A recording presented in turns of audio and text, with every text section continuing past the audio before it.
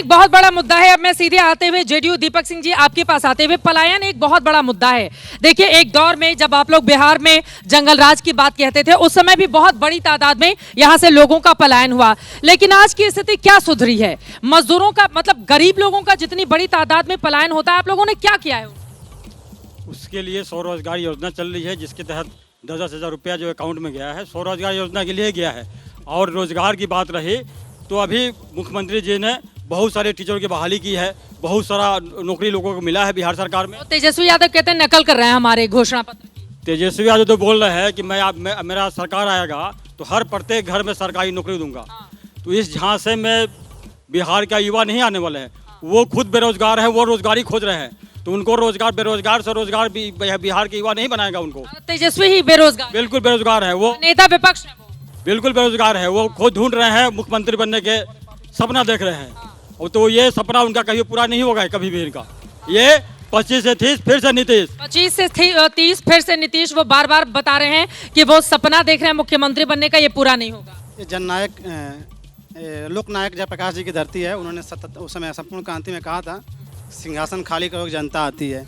और इस समय कांग्रेस के लिए कहा था ना, किसके लिए कहा था? उसी कांग्रेस के साथ आप सरकार बनाने का ख्वाब देख। सुन लीजिए, उस समय जो था, आज फिर बिहार की जनता कह रही है कि 5 से 25 बहुत हुआ नीतीश। अब बीमार नीतीश नहीं चला सकते हैं, अचेत नीतीश नहीं चला सकते हैं। और रही बात, अभी एक बहन कह रही थी कि मुख्यमंत्री जी, सुनिए भाई सुनिए बहन, सुन लीजिए इनकी बात, सुन लीजिए, आ रहे हैं इनकी बात पहले सुन लीजिए। अभी एक बहन कह रही थी कि महिलाओं के लिए राजनीति क्या देश की पहली सरकार बिहार की थी जो महिलाओं को स्पेशल अवकाश दिया, जो मासिक धर्म के समय महिलाओं के लिए सब नौकरी करती थी उनको 2 दिन का अवकाश दिया गया। कर्नाटक अभी 1 दिन का दिया, कई राज्य अभी भी नहीं दे रहे हैं। तो ये उस समय की वो सोच थी। और आज जो विकास की बात कर रहे हैं, आर्थिक रूप से सबसे खराब, सबसे गरीबी अधिक बिहार में है, सबसे साक्षरता दर कम बिहार में है, सबसे ज़्यादा महिलाओं में जो खून की कमी बिहार में है, सबसे ज़्यादा ड्रॉप आउट बिहार में है, और अपहरण हत्या के मामले में बिहार दूसरे स्थान पर है।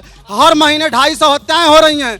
उसके बाद आप मुख्यमंत्री की स्थिति है कि जब नीचे से हल्ला नहीं करेंगे, अपनी अपनी बारी में बोलेंगे, अपनी अपनी बारी में सुन लेते हैं, अपनी अपनी बारी में बोलेंगे। देखिए, एक आम आदमी पार्टी से है, आप आम आदमी पार्टी से आ रहे हैं। ये लोग जंगल आज रोज हत्या हो रही है। 71,000 करोड़ की घोटाला हुआ है बिहार में। तो एक तरफ 2 इंजन जो भ्रष्टाचार में और एक इंजन अपराध में डूबा हुआ है। हमारी सरकार आएगी, इस पर जल्दी से आप जवाब दे दीजिए। जो भ्रष्टाचार में लिप्त है यही नीतीश कुमार है। स्पीड डायल करके केस चला के और भ्रष्ट ऑफिसर के मकान में स्कूल खोला था उन्होंने।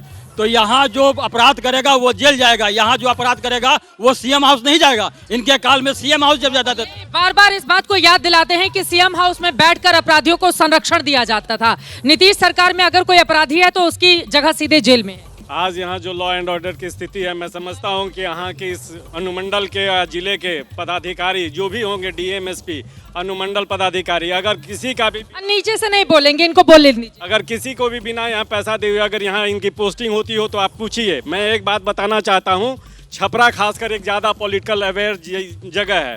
यहाँ के लोगों को डेवलपमेंट की बहुत बात नहीं करते हैं। राजनीति सिर्फ अपने एक नेता से केंद्रित होकर पार्टी की ही बात करते हैं। अपने ही ज़िले में ये हमारी बहन ऐसी बात नहीं कर रही है। ये जहाँ की रहने वाली नहीं, इसका पूरा सराउंडिंग एरिया जो है हमेशा सालों भर पानी में ही डूबा रहता है। लेकिन हमको इन सब चीज़ों से कोई वास्ता नहीं रहता है। हम लोग इस बात के करते हैं कि हम जिस पार्टी के वर्कर हैं सिर्फ उसके सपोर्ट की बात करते हैं, हम डेवलपमेंट की बात नहीं करते हैं। हमारा जो नेशनल हाईवे है, आज तक पूरे इस देश में ऐसा कोई हाईवे नहीं होगा जो 14 साल में तैयार नहीं हुआ हो। हमको कोई दिक्कत नहीं है। हम सिर्फ 14 साल से अगर हाईवे नहीं बना पा रहे हैं तो भी तो जनता उन्हीं की तरफ उम्मीदों भरी निगाह से देख रही है ना कि एक दिन ऐसा जरूर आएगा जब हाईवे बन जाएगा और इन्हीं के नेतृत्व में बनेगा। यही तो आप लोग को मौका भी तो नहीं दे रही है। मैं यही तो बता रहा हूँ कि हमारा इतना अवेयर हैं लोग पॉलिटिकली कि इन सब चीज़ों से लोग ये कंसर्न रहते हैं कि किसकी सरकार बने, हमारा डेवलपमेंट नहीं हो, हम एम्प्लॉयमेंट की बात नहीं करें, हमारा एजुकेशन की बात नहीं। ऐसे मुद्दे पर तो वोट पड़ता है ना, किस मुद्दे पर वोट? नहीं, हमारे यहाँ जाति विशेष पे ही बात होती है, सिर्फ धर्म और जाति पे हम आधारित हैं। तो आप लोगों के ऊपर आरोप लगते हैं जिस पार्टी के साथ सहयोगी आप बने हुए हैं, एमवाई समीकरण लेकर चलती है। नहीं, एमवाई समीकरण उसका नहीं है। आरजेडी का जो है वो उनका अपना है कि हम अपने जाति के हैं, उन लोगों की भी बात करते हैं, मदद करते हैं, लेकिन बाकी लोगों को भी जोड़ के रखे हुए हैं, ऐसी कोई बात नहीं। जल्दी से बीजेपी को लेकर बड़े सारे सवाल उठे, 2 लाइन में आप जवाब दीजिए फिर मैं। कांग्रेस के कुशासन के खिलाफ जब तरुणाई ने अंगड़ाई ली तो जेपी ने उसका प्रतिनिधित्व किया। दोराह समय के घर का करत का घर घर नाथ सुनो, सिंहासन खाली करो की जनता आती है।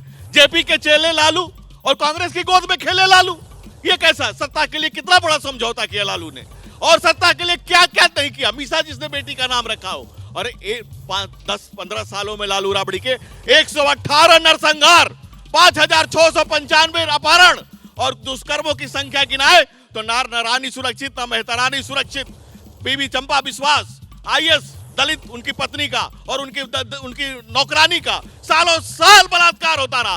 और अपहरण का उद्योग, अपहरण ने उद्योग का दर्जा लिया था इस प्रदेश में। और यही नहीं, मैं नहीं कहता हूं, ये मैं नहीं कहता हूं, जल्दी से टिप्पणी आरजेडी से, जल्दी से क्लोजिंग कमेंट लेना पड़ेगा। मैं कह रहा हूं, मैं ये नहीं कह रहा हूं।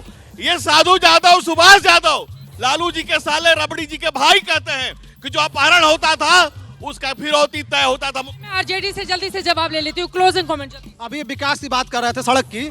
जो सड़क की औसत है बिहार में 148% सड़क हुआ है 5 से 19 के बीच, लेकिन बगल में झारखंड है जहाँ 350% सड़क बढ़ा है। तो अगर आप अगल बगल के राज्यों की तुलना करेंगी तो बिहार की सड़कें सब बहुत कम बनी हैं। देखिए, बहुत सारे मुद्दे हैं जिसको लेकर अब यकीनन यहाँ के नेता चुनावी मैदान में जाएंगे, लेकिन वक्त हमें इतने की इजाजत देता है। आप तमाम मेहमानों का बहुत धन्यवाद हमारे साथ चर्चा का हिस्सा बनने के लिए। जनता के मुद्दे क्या हैं, इन्हीं की जुबानी छपरा की पूरी कहानी हमने आपके सामने रख दी है। फैसला आपको करना है। यहाँ पर 2 चरणों में वोट पड़ेंगे। अब बिहार की जनता किसको बिठाती है सिर माथे पर, किसको दिखा देती है बाहर का रास्ता, इस पर बनी रहेगी एबीपी न्यूज की नजर।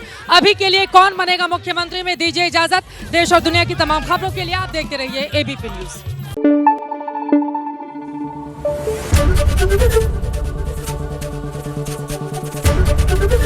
एबीपी न्यूज आपको रखे आगे।